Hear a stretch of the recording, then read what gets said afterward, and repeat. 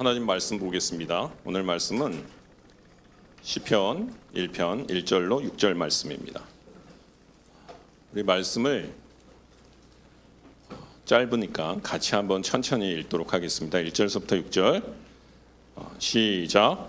복 있는 사람은 악인들의 꾀를 따르지 아니하며 죄인들의 길에 서지 아니하며 오만한 자들의 자리에 앉지 아니하고 오직 여호와의 율법을 즐거워하여 그의 율법을 주야로 묵상하는도다.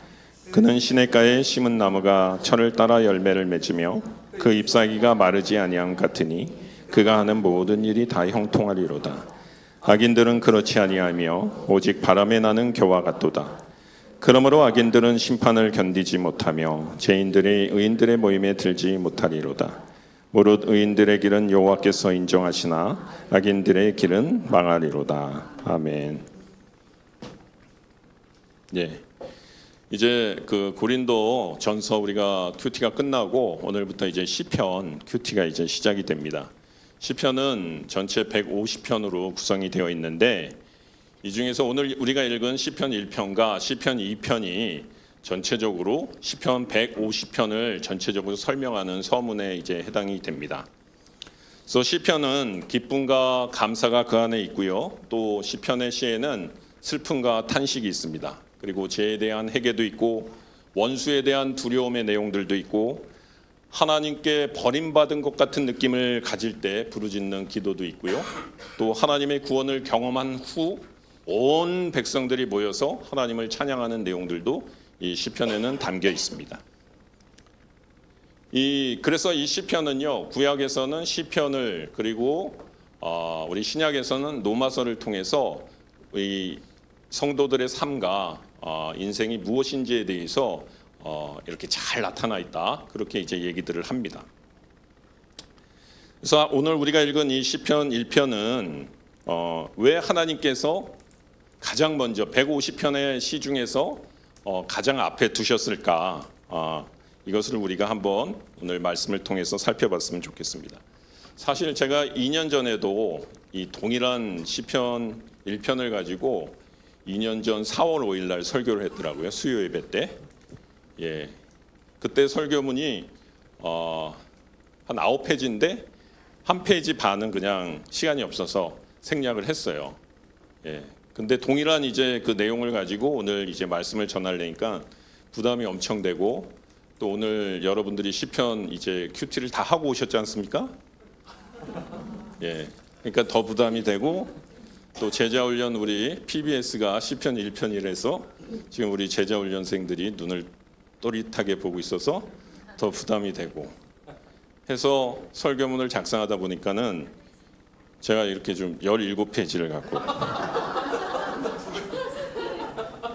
그래서 미리 오늘 어떤 일이 벌어질지 모르지만 양해를 좀 구한다 이렇게 미리 말씀을 드리고 그럼에도 불구하고 세상 일은 수학적으로 이루어지는 것이 아니기 때문에 시간 안에 할 수 있도록 하나님께 은혜를 구하겠습니다.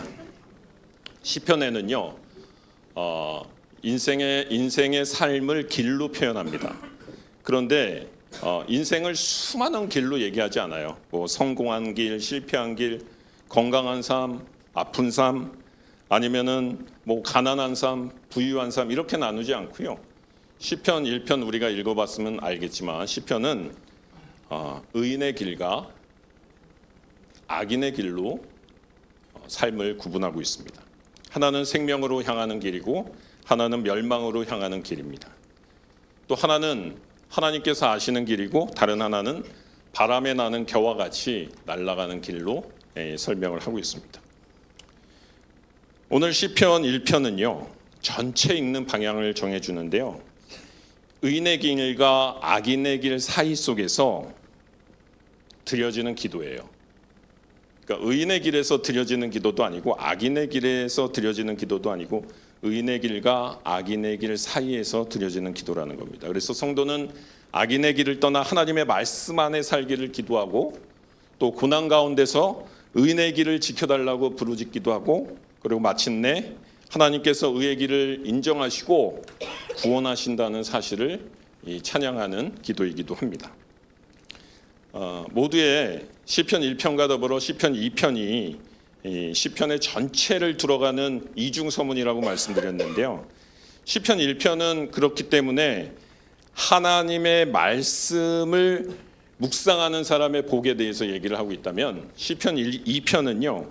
하나님의 기름 부은 왕 그리스도를 얘기하면서 그리스도에게로 피하라는 얘기를 하고 있어요.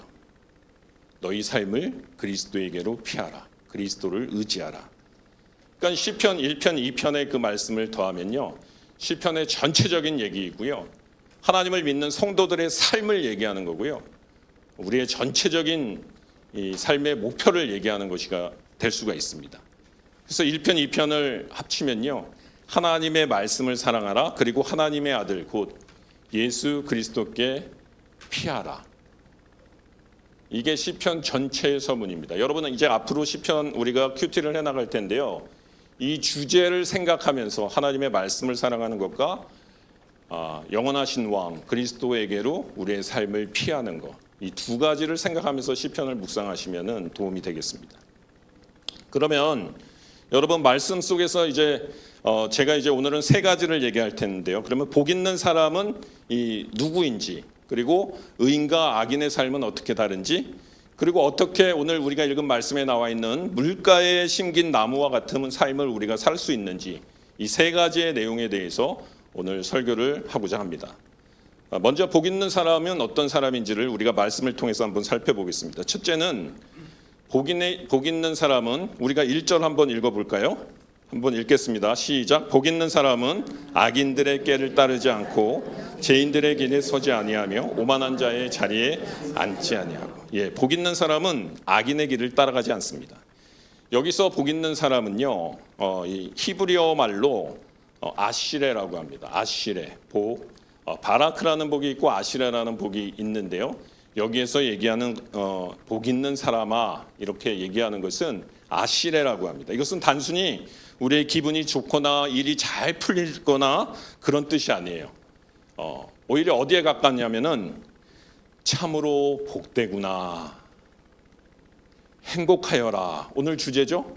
행복하여라. 하나님이 우리를 향하신 마음이에요. 행복하여라.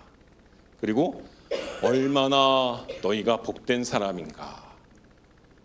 끝에 이렇게 끌면 뭐예요? 감탄이죠. 이 아시레는요 감탄입니다. 감탄의 표현입니다. 그 특정한 삶의 한 방식에 대해서 하나님께서 특정한 삶의 그 방식과 관계에 대해서 하나님께서 기뻐하시고 인정하시고 감탄하시는 거예요. 그래서 아시레, 하나님이 우리들을, 저와 여러분을 보고 이렇게 얘기하시는 거예요. 아시레, 행복하여라. 이렇게 얘기를 하시는 거예요. 오늘 이게 느껴지는 저와 여러분 되기를 바랍니다. 우리 한번 해볼까요? 행복하여라 태영아, 너는 참으로 복되구나. 하나님이 저한테 이런 말씀을 하시는 거예요. 행복하여라 태영아, 너는 참으로 복되구나. 여러분 이름을 넣어서 한번 해보세요. 제 이름으로 해주시면 더 좋고 여러분 이름을 넣어서 행복하여라 땡땡땡아, 너는 참으로 복되구나. 이렇게 한번 해보시겠어요? 시작. 행복하구나 태영아, 너는 참으로 복되구나. 여러분 행복이 뭡니까? 우리는, 대부분의 사람들은 행복을 우리는 성취로 연결을 하죠. 좋은 직장을 얻으면 행복할 거라고 생각하고, 경제적인 여유가 있으면은 몇 억씩 떨어져 가지고 내가 돈 걱정 안 하고 살았으면 행복할 것 같고, 내가 건강하면 아무런 아침에 일어나서 수십 알씩 먹는 이 알약을 안 먹었으면 정말 행복할 것 같고, 아니면 우리 자녀들이 잘 되고 좋은 학교에 가고 좋은 데 취직하고 좋은 배우자 만나고 이렇게 살면은 참 내가 아무 걱정 없이 행복할 것이다. 이렇게 생각하겠죠. 아니면은 내가 있는 자리에서 내가 막 인정받는 위치에 있으면 사람들이 다 인정해. 이태영 전도사, 그만 내려왔으면 좋겠어. 가 아니라 뭐 이태영 전도사 또 설교했으면 좋겠어. 그러면은 막 내가 행복할 것 같아요. 근데 우리는 행복을 그렇게 대개 우리가 어떤 성취하는 것들과 연결을 하는데, 오늘 시편 이 말씀 1절에서 행복하여라 아시레 하면서 하나님이 얘기하시는데 다른 얘기를 하십니다. 뭐라고 얘기해요? 오히려 그 우리가 생각하는 성취하는 행복과 거리가 먼 죄에 대한 얘기를 하십니다. 죄의 문제를 언급하세요. 그리고 죄에 대한 태도를 말하고 있습니다. 1절 다시 한번 보세요. 악인의 복 있는 사람은 악인의 꾀를 따르지 않고 죄인의 길에 서지 않고 오만한 자의 자리하지. 뭐예요?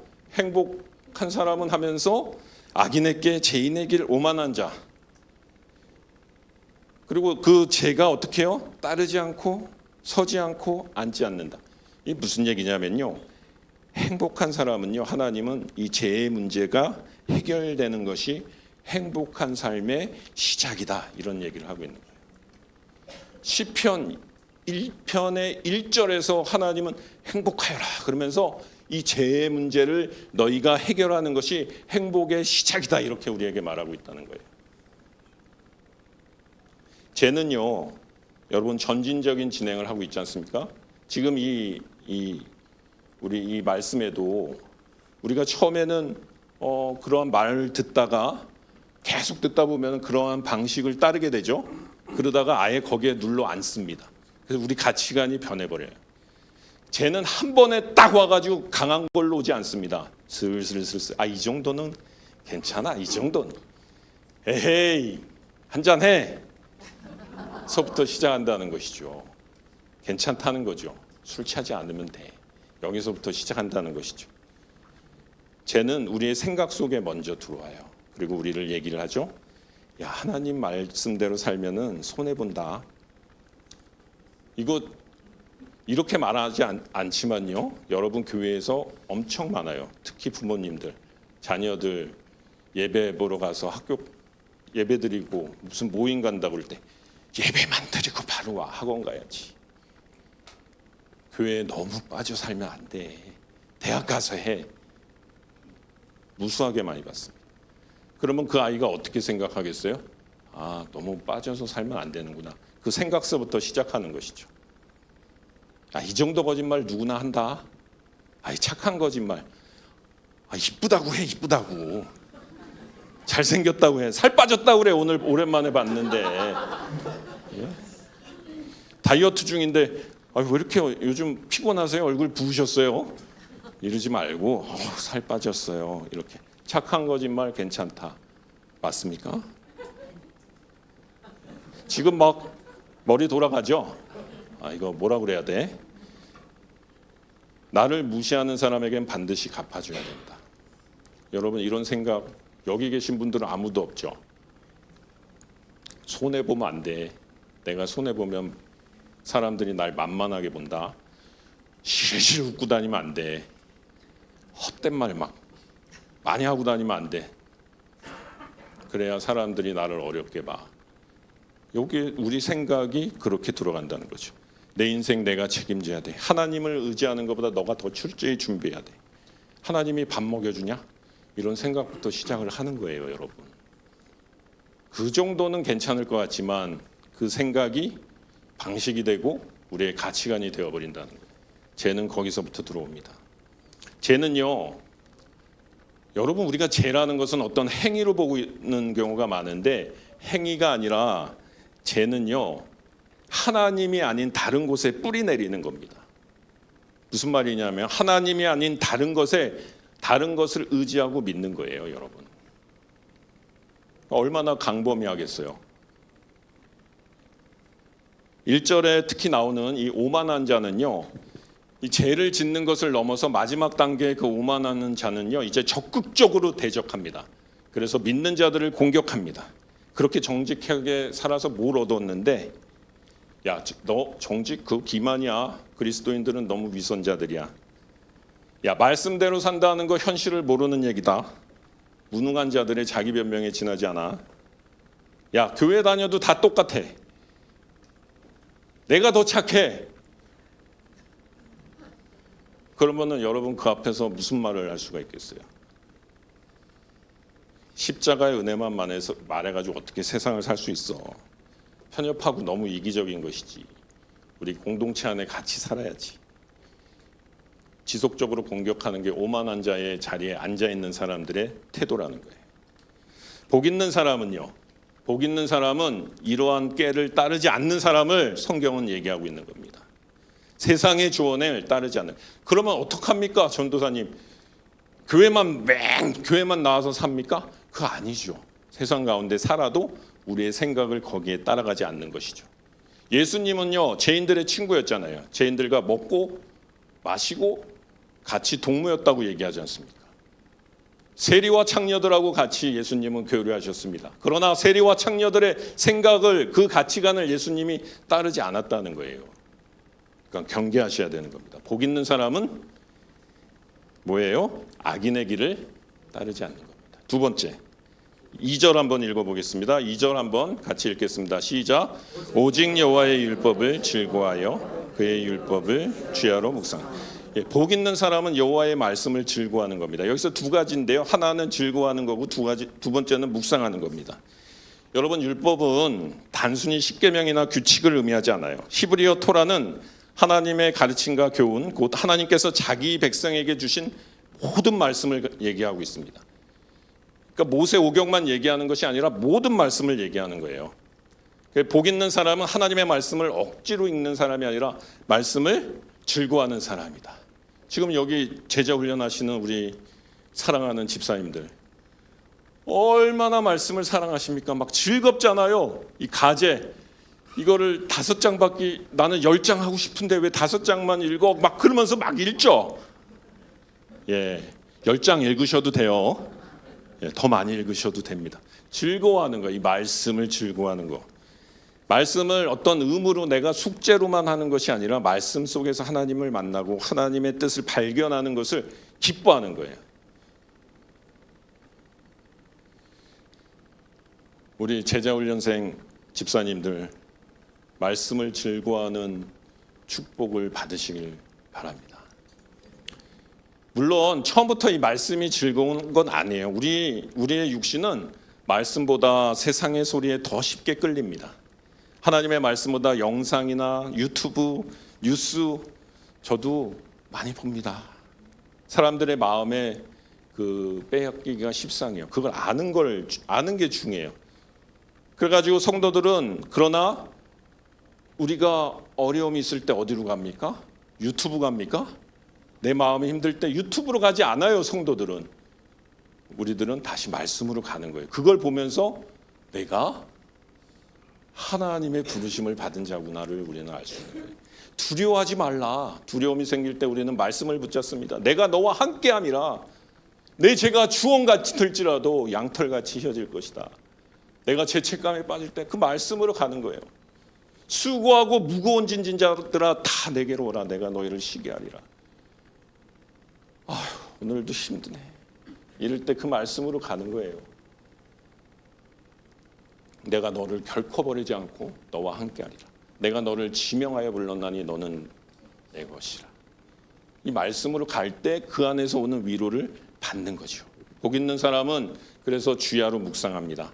조용히 생각하는 것을 의미하는 것이 아닙니다. 여기서 묵상은 히브리어 하가인데요, 막 읊조리면서 하는 묵상을 얘기하는 거예요.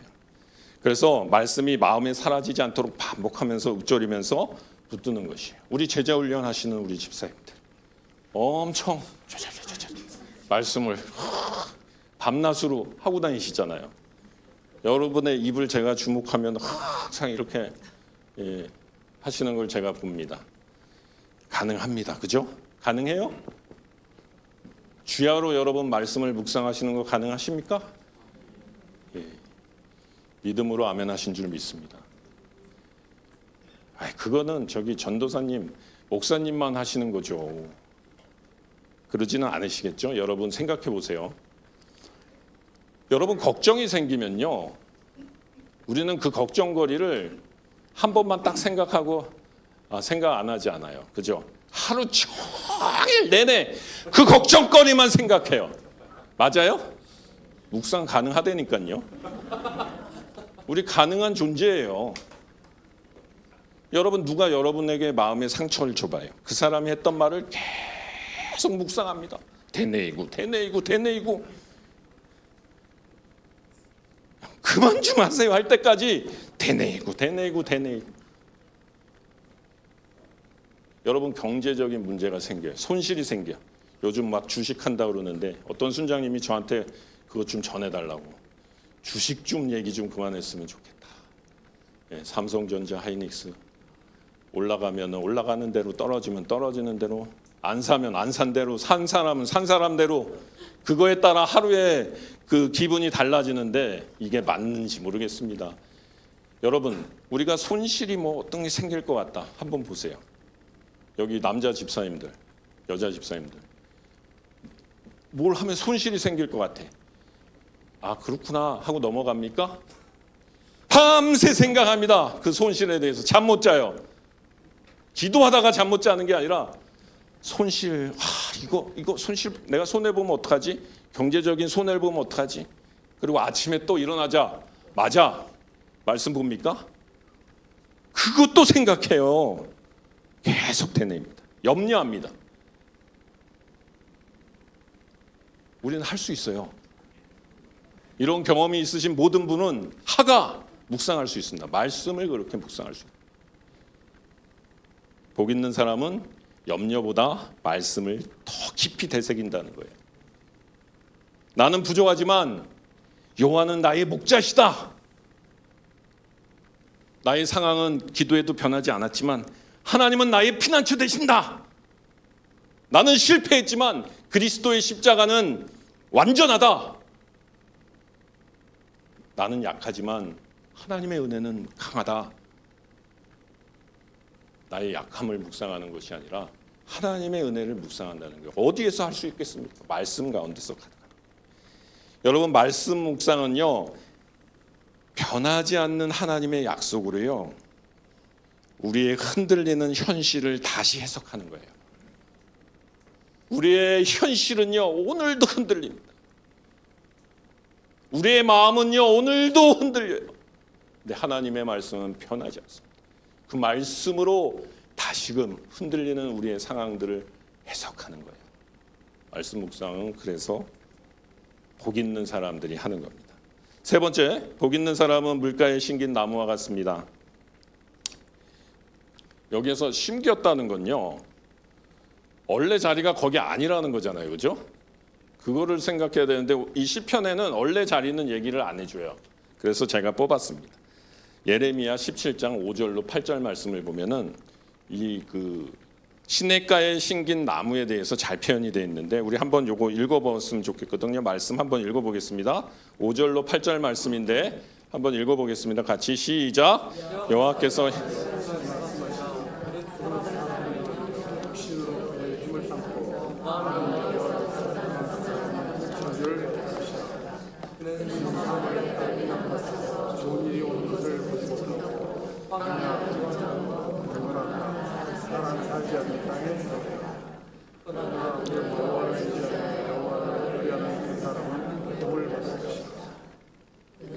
가에 심어진 나무가 그 뿌리를 강변에 뻗치고 더위가 올지라도 두려워하지 아니하며 그 입이 청정하며 가무는 해에도 걱정이 없고 결실이 그치지 아니한 같은.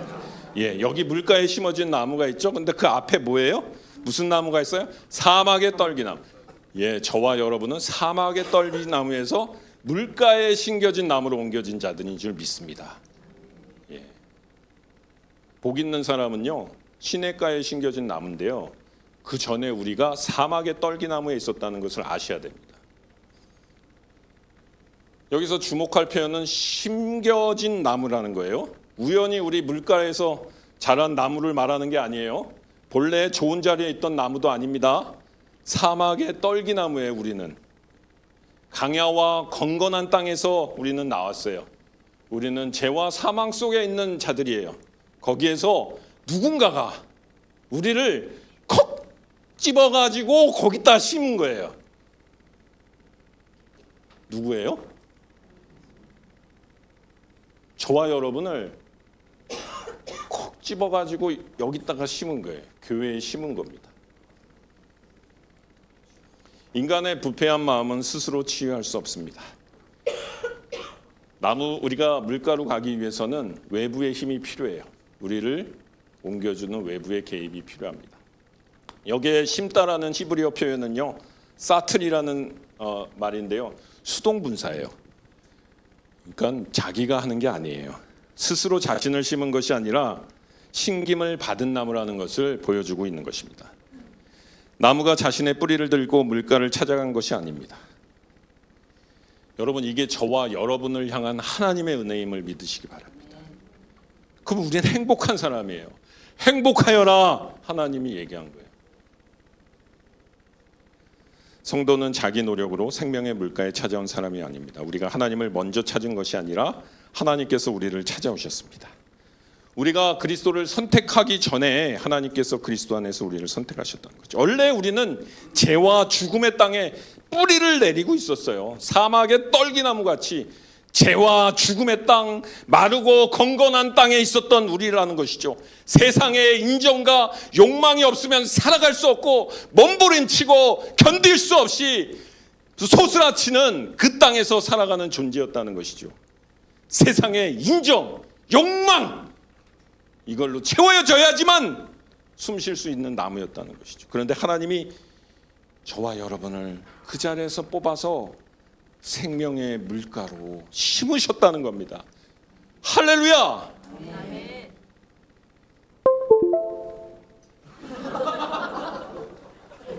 뭐야, 이게 성적표예요? 예. 여러분, 근데 나무를 옮기면요, 어때요? 그냥 아무런 문제 없습니까? 뿌리를 드러내야 되잖아요, 여러분. 별로 건건한 땅이기 때문에 뿌리가 깊지도 않으니까. 하지만 결국 뭐요?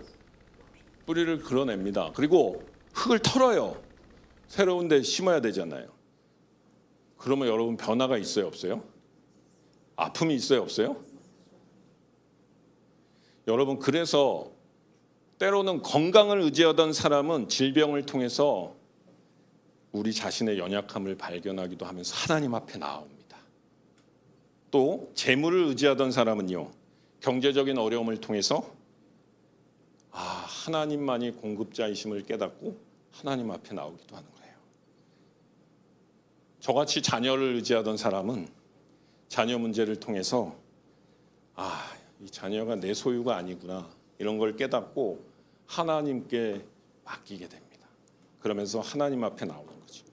사람의 인정을 의지하던 사람은 사람들한테 그냥 모진 매를 맞고 나서야 아이고야, 그래, 하나님 한 분만으로 하나님의 인정받는 게 충분하다는 사실을 알고 하나님께 나온다는 거예요. 여러분, 옮겨지는 그 사이에 이러한 일들이 우리에게 있을 수 있다는 거죠.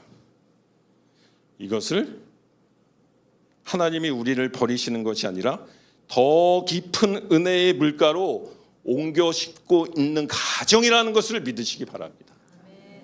시냇가라는 말은 물이 계속 공급되는 수로라는 말이죠. 나무의 생명은 눈에 보이는 가지에 있지 않습니다. 보이지 않는 뿌리에 있는 것이에요.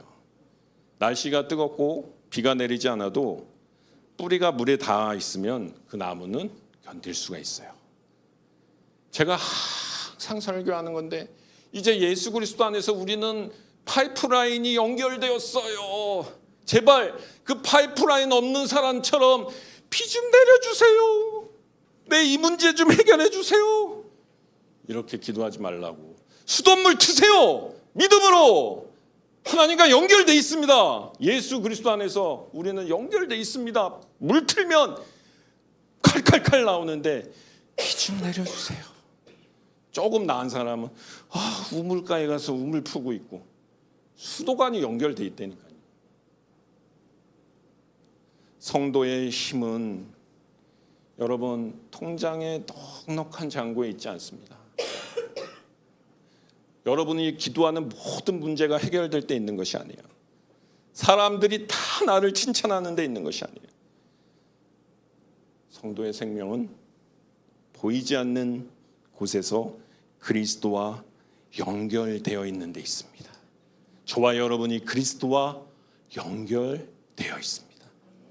그리스도를 통해서 하나님과 연결되어 있습니다. 3절에 보면은 이 나무는요, 철을 따라 열매를 맺습니다. 그냥 심기자마자 열매 막 맺고 막 펑펑 막 그냥 열매 달리고 그러고 싶죠? 그렇지 않습니다. 인내해야 됩니다. 모든 나무는 언제나 열매를 맺는다고 말씀하지 않죠. 열매에는 때가 있습니다. 하나님은 그리스도 안에 뿌리를 내리고 때를 기다리라고 말합니다. 하나님께서 정하신 때가 되면 반드시 열매를 맺게 하십니다. 또 그가 모든 것이 형통하리라 말씀하고 있는데 이건 세상의 성공을 보장한다는 것이 아니라는 거 여러분 눈치채셨죠? 눈치 못 채셨으면 세상의 성공, 이 형통은 세상의 형통을 얘기하는 것이 아닙니다. 이미 우리는 형통해요, 세상적으로. 예수님은 세상적인 기준으로 봤을 때 완전 실패하신 분 아니에요? 사람들에게 버림받으셨고 십자가에 죽으셨습니다. 그러나 예수님은 십자가에서 하나님의 구원 계획을 완전히 이루셨습니다. 그러므로 성경이 말하는 형통은요, 내가 계획한 모든 일이 이루어지는 것이 아니라 하나님이 뜻이 내 삶을 통하여 이루어지는 것입니다. 때로는 성공을 통해서, 때로는 실패를 통해서 하나님의 뜻이 내 삶을 통해서 이루어지는 것이 성경에서 말하는 형통이라는 것을 믿으시기 바랍니다. 때로는 나의 건강함을 통해서, 때로는 나의 연약함을 통해서 하나님께서 우리를 그리스도를 닮게 하신다면, 우리가 그 가정을 통해서 더욱더 그리스도를 닮아가고 하나님을 더욱더 사랑하는 자가 된다면 하나님이 우리에게 얘기하시는 형통이 우리에게 있음을 믿으시기 바랍니다. 그것이 참된 형통입니다. 네 번째, 4절 한번 읽어볼까요? 이제 우리가 두 번째 악인과 의인의 삶이 어떻게 다른지 한번 봅시다. 4절 시작. 악인은 그렇지 아니하며 바람에 나는 교와 같도다. 예, 악인은 그렇지 않아요. 굉장히 강한 얘기입니다. 그렇지 아니하다. 이 말씀은 단호한 얘기입니다. 여러분, 악인도 성공할 수 있어요. 세상 가운데 재산 모을 수 있고, 여러분 사막에도 가끔 폭우가 막 쏟아집니다. 그리고 사람들의 부러움 받을 수 있어요. 오히려 더 그런 경우 많은 것 같아요. 성경에 그래서 악인의 형통을 부러워하지 말라. 성경에 그 말이 써져 있는 거 보니까 악인이 얼마나 형통하면 그 말이 써져 있을까? 그런 생각이 듭니다. 여러분, 그러나 겨원은요, 곡식과 같이 있으면은 곡식같이 보여요. 그러나 겨는 무슨 차이예요? 알맹이가 없고 뿌리가 없고 무게가 없습니다. 그래서 바람이 불면 자신이 원하는 대로 가지 못해요. 바람 부는 대로 여기저기 날리는 겁니다. 지금 악인은 그와 같지 않다고 얘기하는 거고, 바람에 날리는 겨와 같다는 것은 언젠가 악인은 바람이 불게 되면은 자기가 원하는 삶이 아니라 어딘지도 모르고 정처 없이 들려도 날아가 버린다는 얘기를 하고 있는 거예요. 악인의 근본적인 문제는 뭐예요? 나쁜 행동을 해가지고? 아닙니다. 여러분, 악인에게는 하나님이 없다는 거예요. 그 마음 중심에 하나님이 없다는 것이 악인인 것입니다. 하나님이 그 중심에 계시지 않기 때문에 바람이 불 때마다 흔들려요. 사람들이 칭찬하면 막 기뻐하죠? 비난하면 무너집니다. 경제가 막 좋아지고 자기 쓸 것이 많아지면 막 안심하죠? 조금만 어려워지면은 절망합니다. 건강하면요, 교만하고 병들면 모든 소망을 잃은 것처럼 소망 없이 살아갑니다.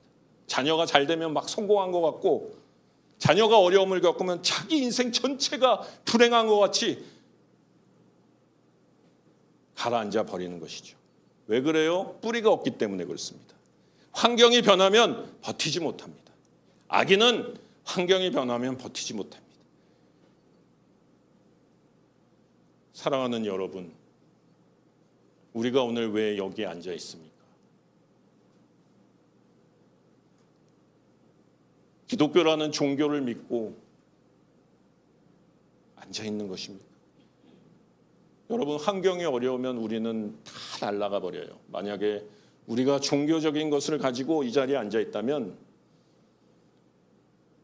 아무 의미가 없습니다.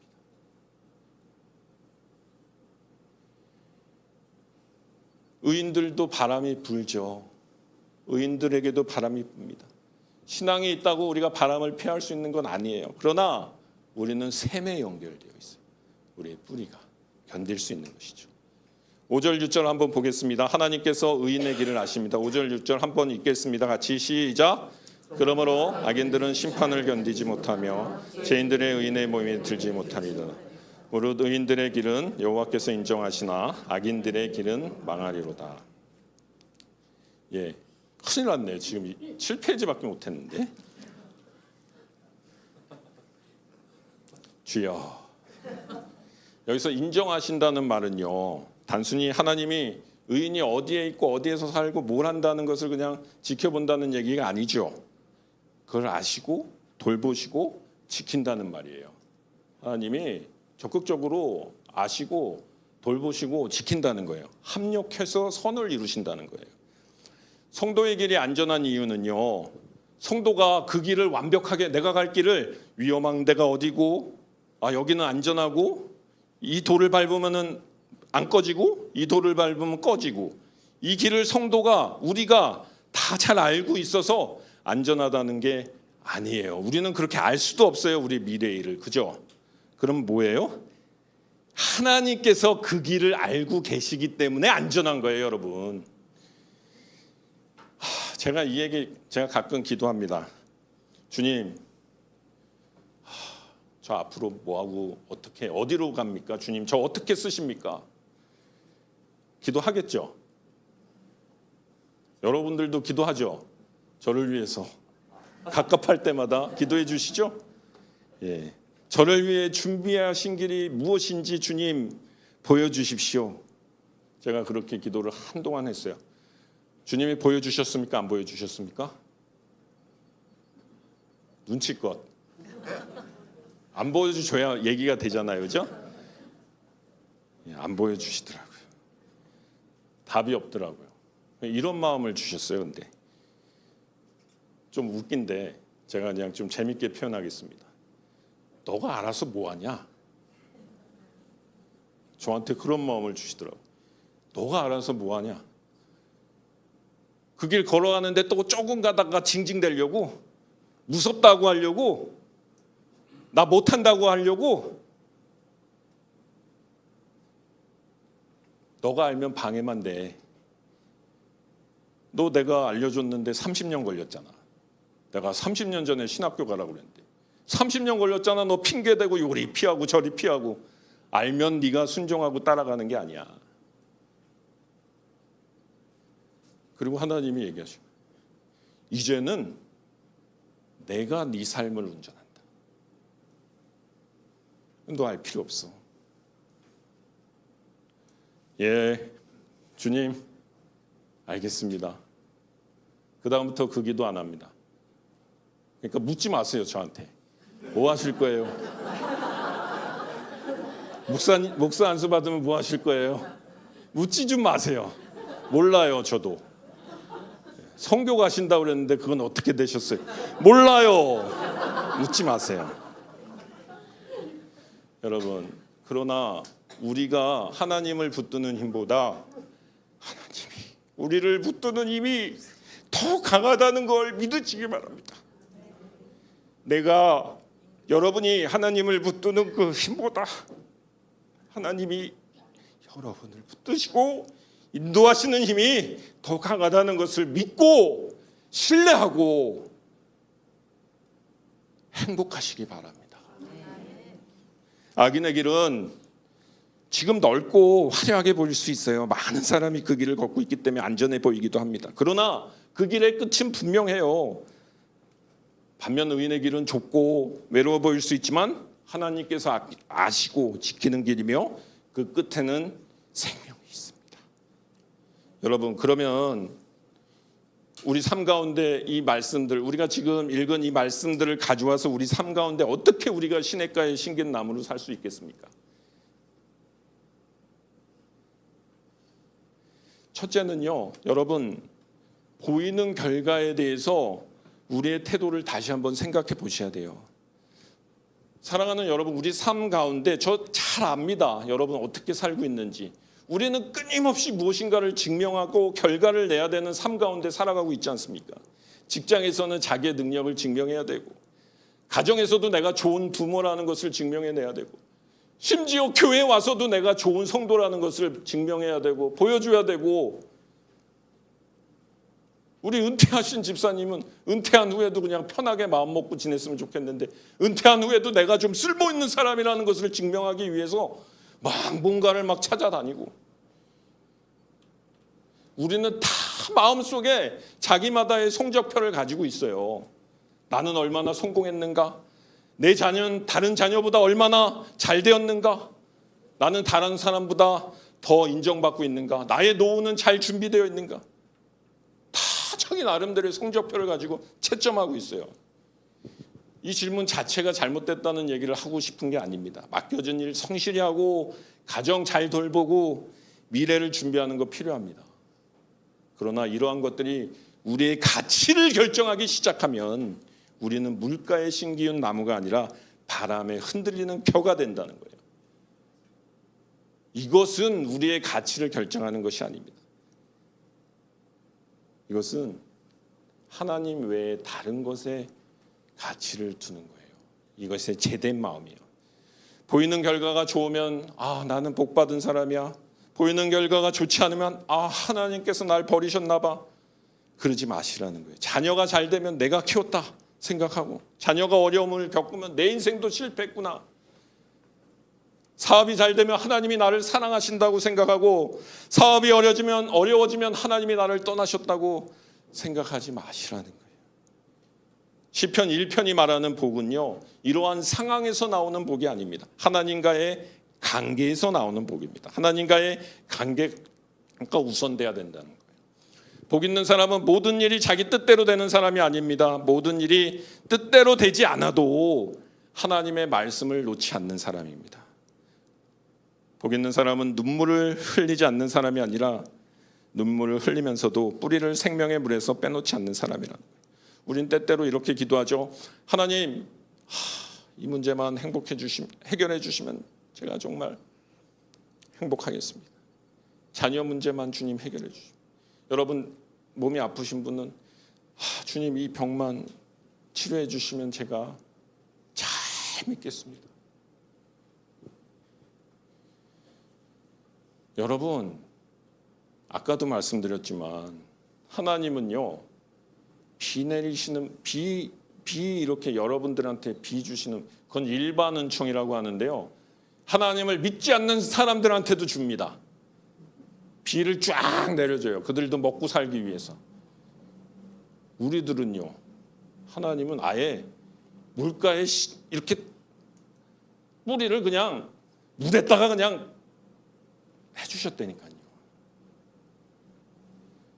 저는 이 비유 들 때마다 너무 죄송한데 안 들 수가 없어요. 여러분들이 이 무평정한 이 모습을 보면은 제가 이런 비유를 들 수밖에 없는데, 여러분 빌 게이츠한테 가서 우리 하나님하고 비교하기에 나는 진짜 너무나 죄송한데, 빌 게이츠한테 가서 돈 좀 꺼달라고 하지 마시란 얘기예요.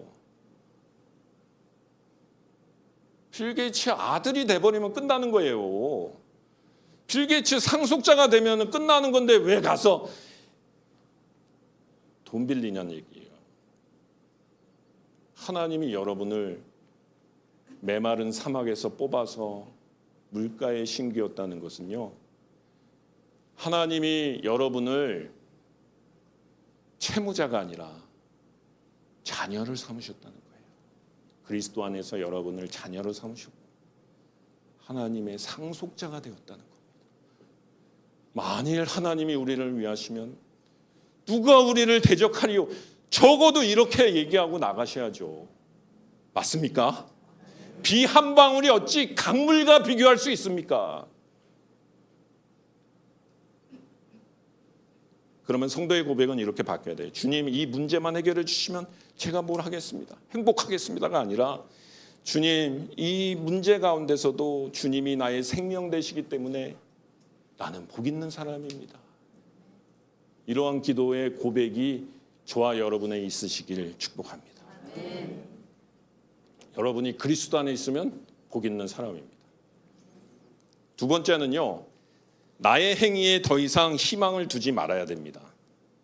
여러분, 제가 조금 더 길게 해도 돼요? 예. 마무리를 좀 지어야 되기 때문에 제가 처음에 양해 드린 겁니다. 14장이라고 말씀드렸어요. 예. 여러분, 한 가지 우리가 그 말씀을 보는데 어려움이 있잖아요. 내가 악인의 꾀를 따르지 않나? 예? 여러분, 악인의 꾀를 따르지 않습니까? 항상 죄인의 길에 서지 않나 내가? 여러분, 죄인의 길에 서지 않아요? 오만한 자의 자리, 교만한 마음 품지 않습니까? 오만한 자의 자리에 앉지 않나? 이 생각해보면, 정직하게 되면 생각하면 우리는 누구도 시편 1편에 복 있는 사람이라고 자신 있게 말할 수 없어요, 있어요? 없습니다. 우리는 악인의 꾀를 따르고 죄인의 길을 쓰고 오만한 자리에 앉아요. 그렇다면 시편이 얘기하는 시편 1편 1절이 얘기하는 복 있는 사람, 이 완전한 의인은 누굽니까? 바로 예수 그리스도예요. 예수님을 만나야 합니다. 여러분, 우리는 사막의 떨기나무에서 우리를 뽑아서 물가에 심기운 나무로 만드시니까 하나님이신데, 우리를 그렇게 만들기 위해서 원래부터 물가에 계신, 원래부터 완전하신 유일하신 예수 그리스도께서 스스로 그 물가에서 뽑혀서 사막의 건건한 땅에 십자가에 내 동댕이 쳐지신 거예요. 부유하신 자로서 가난하게 되심은 그의 가난하심으로 말미암아 우리를 부유케 하려 하심이라. 원래부터 물가에 심겨져 있는 예수 그리스도께서 사막에 던져지고 강야에 던져지고 십자가에 올라가셨기 때문에 원래 우리가 있어야 될 자리인데, 죄인들이 사는 자리인데, 우리가 의인들의 자리로 물가로 심겨진 것이에요. 그렇기 때문에 우리는 우리 자신의 행위를 이제는 의지하지 마셔야 됩니다. 복 있는 사람은 자기의 노력으로 완전한 의인이 된 사람이 아닙니다. 완전한 의인이신 예수 그리스도에게로 피한 사람이에요. 우리가 복 있는 사람이 되는 이유는 말씀을 완벽하게 지켰기 때문이 아니라 말씀을 완전히 이루신 그리스도의 의가 우리에게 주어졌기 때문입니다. 우리가 하나님을 붙드는 힘이 강하기 때문이 아니라 십자가에서 구원을 이루신 그리스도께서 우리를 붙들고 있기 때문인 것입니다. 복음은 더 노력해, 더 복 있는 사람이 되어라 우리에게 전하는 소식이 아니라, 그리스도께서 너를 위해 다 이루었다, 이제 그분 안에 거하라 라고 말하는 것이에요. 복 있는 사람은 자기의 성취가 아니라 그리스도의 성취를 의지합니다. 이것이 아실에 하나님이 행복하여라 오늘 우리에게 말씀하시는 선언입니다. 하나님께서 그리스도 안에 있는 우리를 바라보시며 말씀하십니다. 행복하여라, 내 죄가 용서받았기 때문이다. 행복하여라, 내 이름이 생명책에 기록되었기 때문이다. 행복하여라, 내가 물가에 심겼기 때문이다. 행복하여라, 내가 너의 가는 길을 알고 있기 때문이다. 내가 너를 지키고 너를 인도하리라. 행복하여라 얘기하시는 거예요. 여러분, 이 복음을 붙잡고 살아가야 되는데, 그러기 위해서 3가지만 적용점을 말씀드리겠습니다. 첫째, 말씀을 묵상하는데, 첫째, 제가 구체적으로 하루에 말씀을 하루 종일 하라고 안 하고 3번만 묵상하라고 얘기하겠습니다. 아침에 말씀을 여러분 많이 읽을 필요도 없어요. 여러분이 읽은 그 말씀 한 구절이라도 이 말씀을 읽고 이 말씀 속에서 하나님은 어떤 분이신지 생각해보고, 이 말씀은 나의 어떤 생각을 바로잡아 주는지 좀 생각해보고, 이 말씀 속에서 그리스도의 복음은 어떻게 나는지 생각해보고 하루를 시작하시라는 거예요. 점심에 여러분 살다 보면은 피곤하고 또 삶의 염려가 다 몰아치는 줄 제가 잘 압니다. 제가 그렇거든요. 그럴 때 다시 한번 말씀, 하나님이 나의 길을 아신다. 하나님이 나를 물가에 심기셨다. 하나님께서 정하신 때에 나를 열매를 거둘 수 있는 자로 만드실 거다. 이런 것을 생각하고 마지막 저녁에 잘 때 한 번 더 생각하세요. 내가 오늘 말씀대로 하나님의 말씀을 더 중요하게 생각했는가? 사람의 평가를 더 중요하게 생각했는가? 한번 생각해 봐. 내가 받은 은혜를 오늘 누구에게 흘려보냈는가? 한번 생각해 봐. 이렇게 3번만 간단하게 이번 한 주 묵상해 보시기 바랍니다. 두 번째, 사랑하십시오. 사랑하라 그러면은 이거 엄청나구만. 하나님을 사랑하고 하나님이 사랑하시는 여러분 주변에 있는 이웃을 사랑하십시오. 나무가요, 물을 마시는 이유는요, 그 물을 저장하기 위한 게 아니에요. 나무가 물탱크입니까?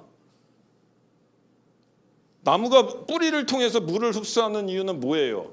그걸 통해서 영양분을 흡수하고 가지를 통해서 위로 올려보내는 겁니다. 여러분에게 은혜가 넘치는 것은 그 사랑을, 하나님의 사랑이 여러분에게 넘치는 것은 여러분을 통해서 그 사랑이 흘러 들어가기 위해서 하는 거예요. 만약에 그냥 있다, 물을 나무가 그냥 뿌리가 가지고 있어요. 그러면 그 뿌리는 죽습니다.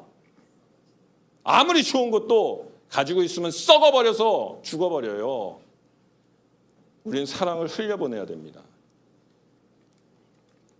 여러분, 말씀을 많이 알고도 여러분 가장 가까운 사람에게 차갑게 대한다면,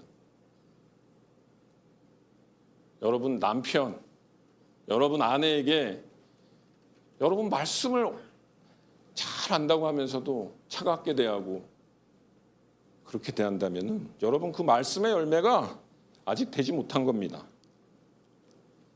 성경을 많이 한다고 교회에서 저같이 막 이렇게 가르치는데 그러면서도 연약한 사람을 정죄하고 무시한다면 이 품 무성하죠. 그런데 열매가 없는 거예요. 예수님이 그 무화과 나무를 저주해가지고 그 무화과 나무 말라버렸습니다. 하나님의 말씀은 우리를 그리스도의 사랑으로 이끌어요.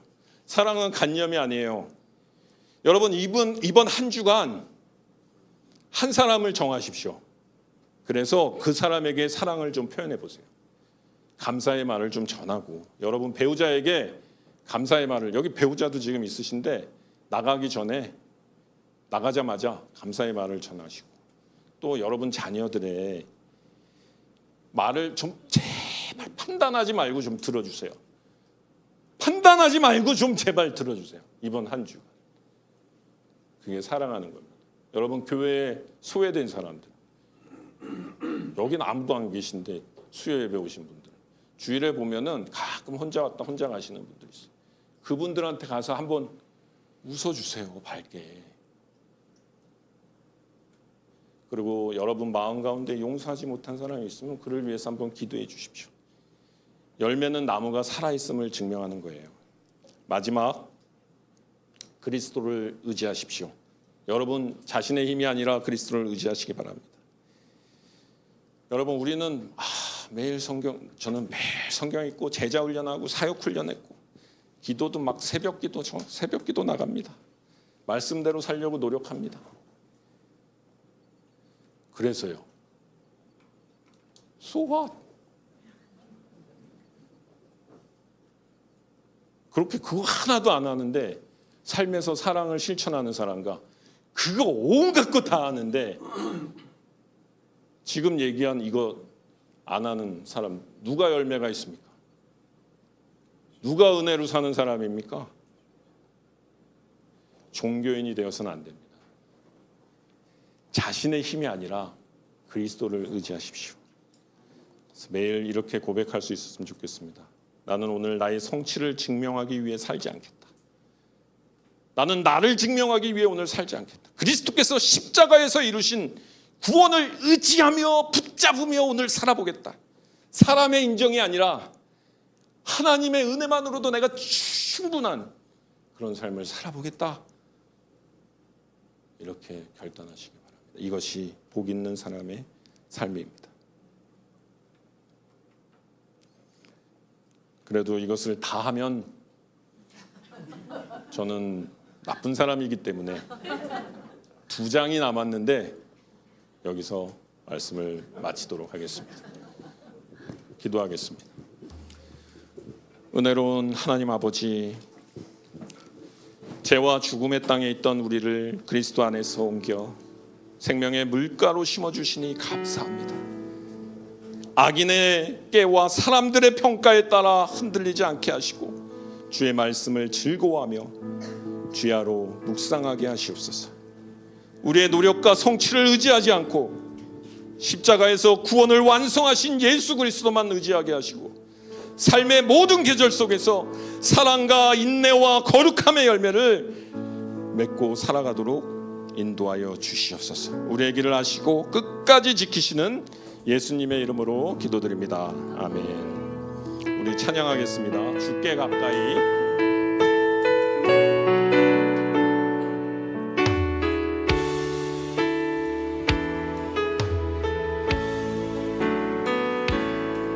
주께 가까이 날 이끄소서.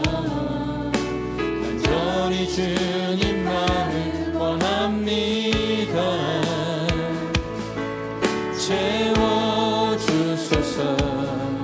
주의 사랑을 진정한 찬양 드릴 수 있도록 원하는 나의 영혼 주를 부르니 나의 맘 만져 주소서.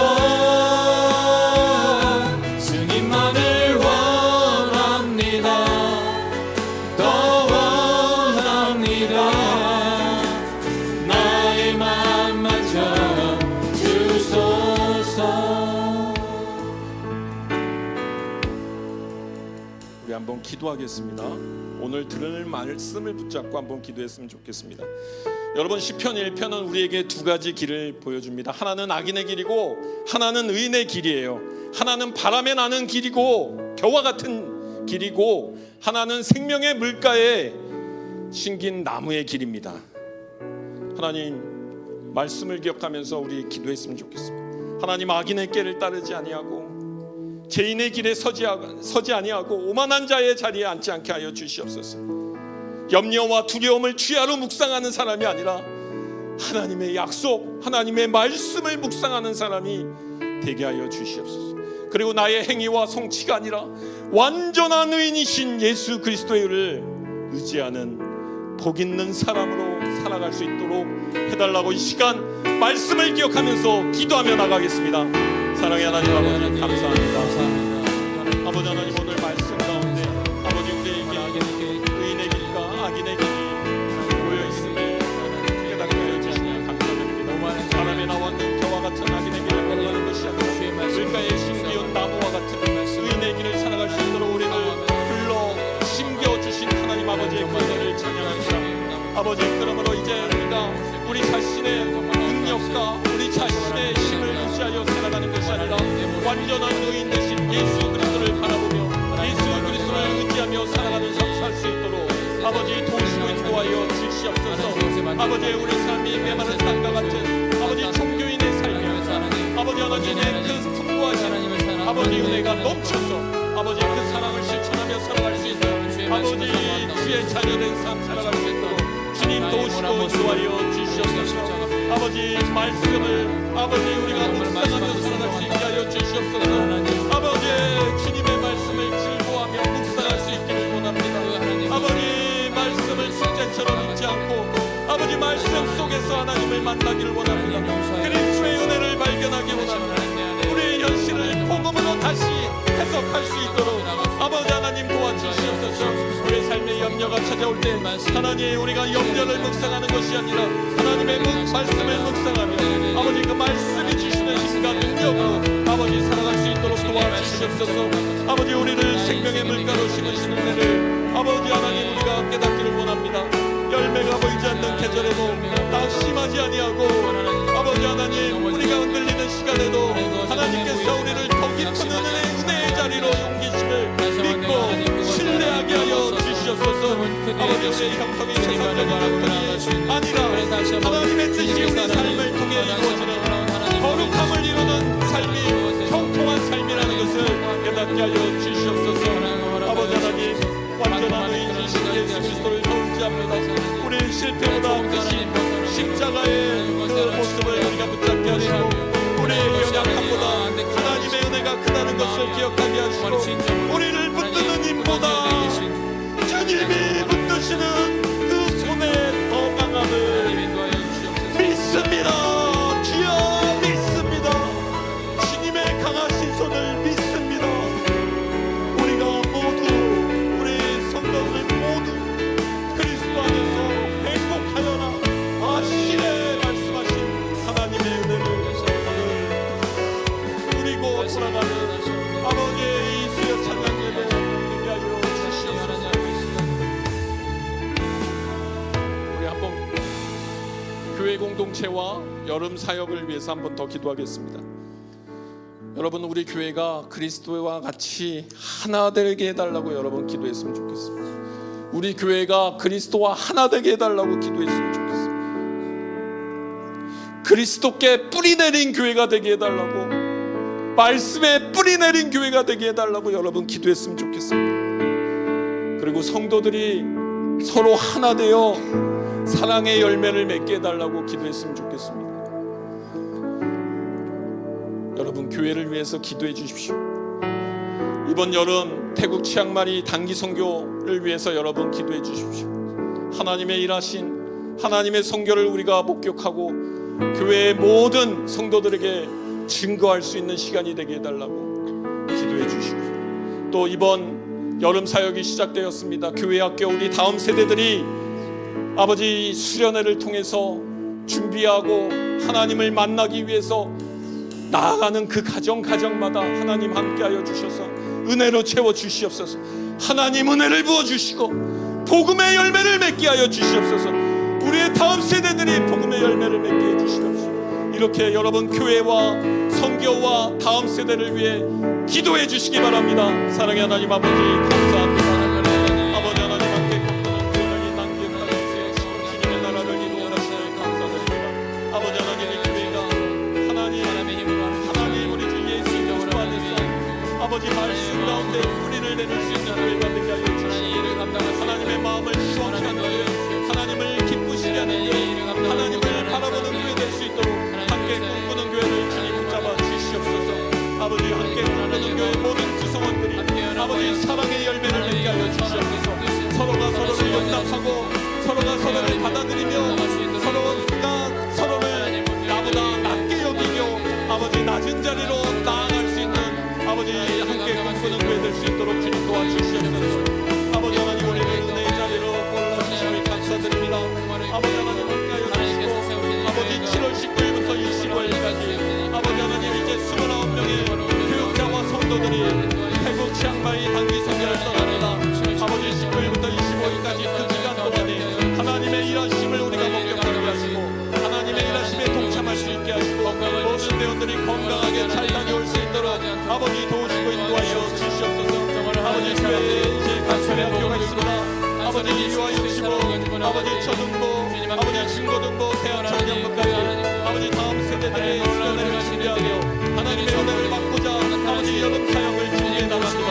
그 발걸음을 하나님께서 인도하시고 하나님의 은혜로 충만케 하여 주시옵소서. 그리스도의 다음 세대가 나오게 아버지 도와주시옵소서. 아버지 온전히 아버지 그 마음밭에 예수 그리스도의 복음이 심겨질 수 있는 수련회가 되게 하여 주시옵소서.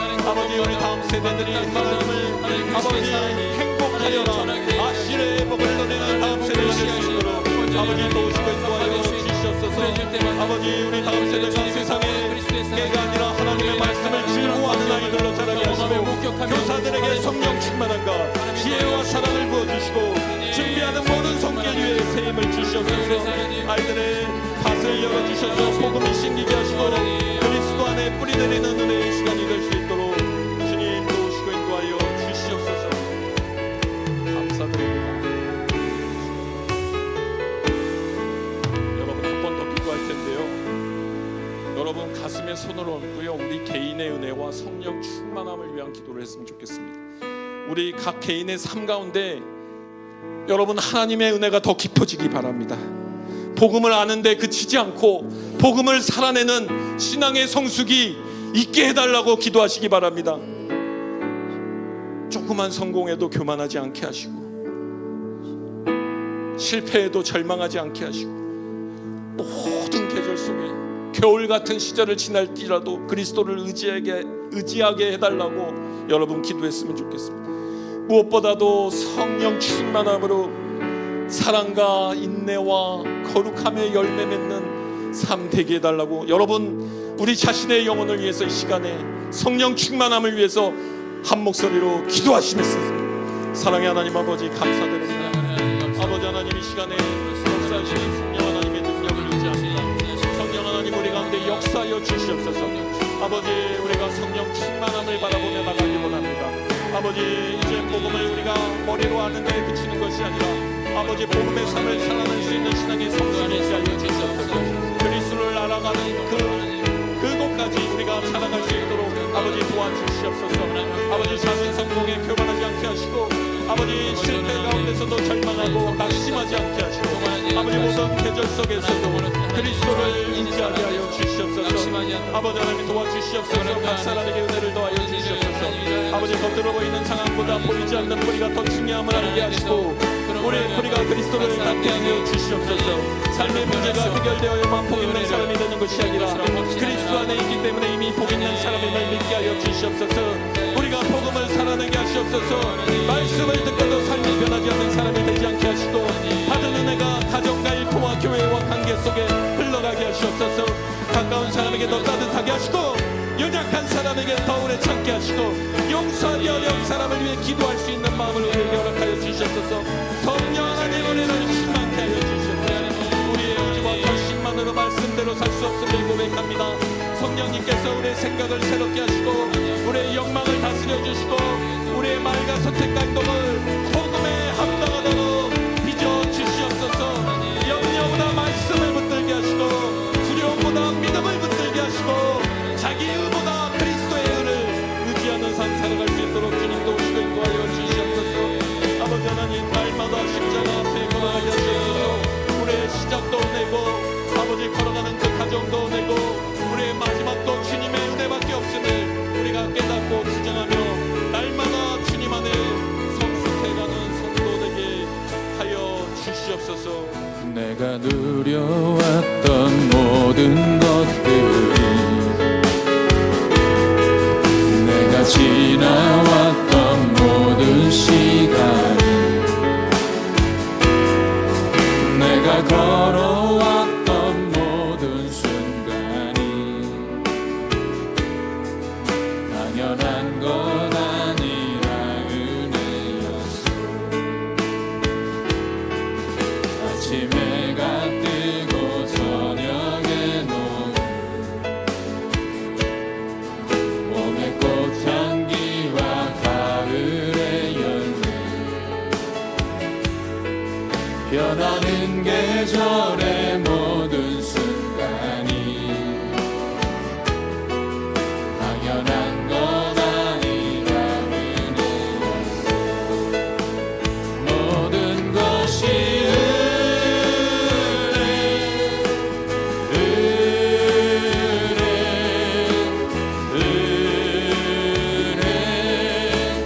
한없는 은혜 내 삶에 당연한 것 하나도 없었던 것을 모든 것이 은혜였어.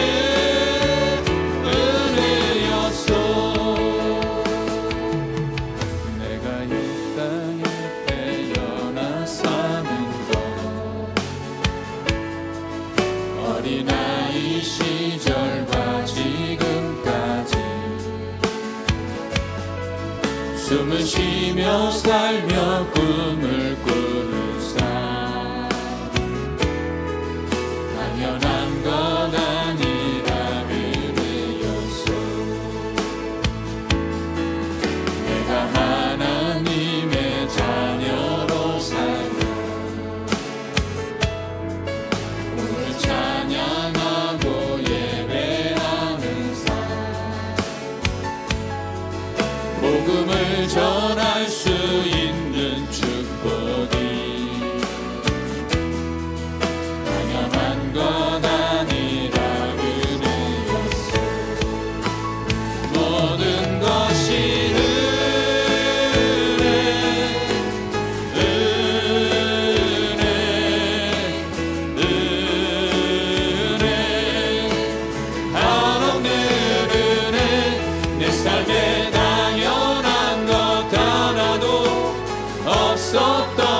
것을 모든 것이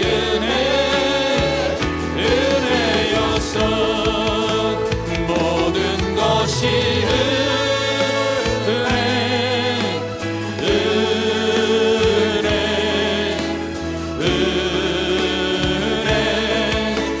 한없는 은혜 내 삶에 당연한 것 하나도 없었던 것을 모든 것이 은혜여서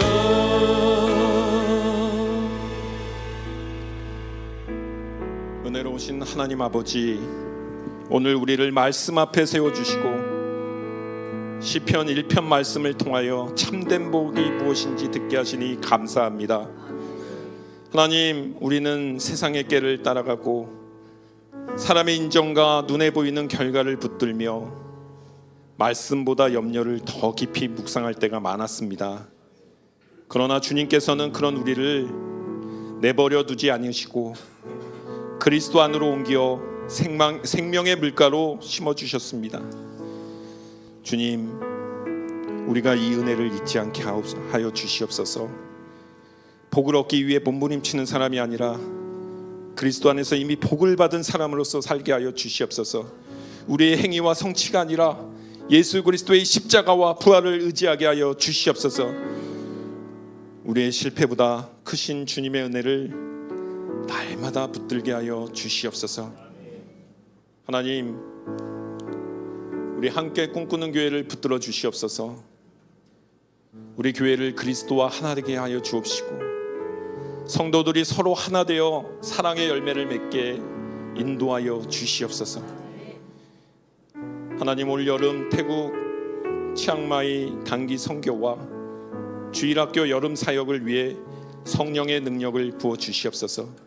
복음이 전해지고 다음 세대가 말씀 안에 뿌리 내리는 은혜의 시간이 되게 하여 주시옵소서. 성령님, 오늘 이 시간 주님을 사모하며 나가는 주의 백성들에게 성령 충만함을 허락하여 주시옵소서. 이제부터 우리가 말씀을 즐거워하고 하나님을 사랑하고 이웃을 사랑하게 하여 주시옵소서. 바람에 나는 겨와 같은 인생이 아니라 생명의 물가에 뿌리 박힌 뿌리 내린 나무처럼 그리스도 안에서 견고히 서 나가게 인도하여 주시옵소서. 우리의 길을 하시고 끝까지 지키시는 예수 그리스도의 이름으로 기도드립니다. 아멘.